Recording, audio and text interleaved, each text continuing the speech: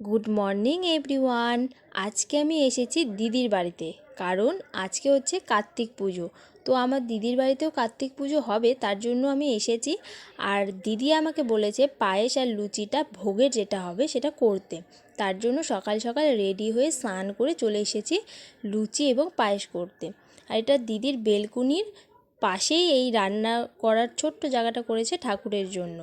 তো এখানে আমি আটাটা মেখে থুয়ে দিয়েছি, তেল মাখিয়ে লুচিটা পরে করবে জন্য।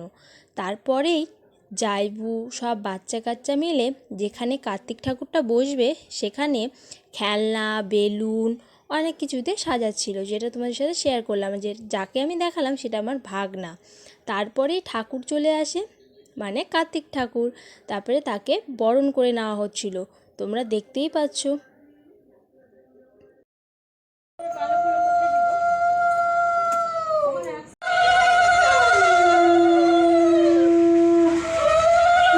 তারপরে ঠাকুরটাকে বসিয়ে দিয়ে আলপনাগুলো আমি দিয়েছিলাম, কিন্তু সবাই পাটা দিয়ে একদম বারো অবস্থা করে দিয়েছে। যাই হোক, তারপরে তোমাদেরকে আমি কার্তিক ঠাকুরটা দেখিয়ে দিচ্ছিলাম।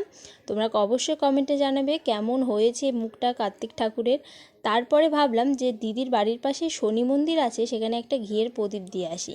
আর এটা হচ্ছে দিদির ঠাকুরঘর, যেখানে গুরুদেব, লক্ষ্মী নারায়ণ, গোপাল আছে। তো এখানেও আমি একটা ঘিয়ের প্রদীপ দিয়ে দিলাম। কার্তিক মাসে কে কে ঘিয়ের প্রদীপ প্রত্যেক দিন দাও অবশ্যই কমেন্টে জানাবে, আমি কিন্তু দিই। তারপরেই চলে এসেছিলাম ওই শনি মন্দিরে, একদম রাস্তার পাশে, আমার দিদির বাড়িরও কাছে।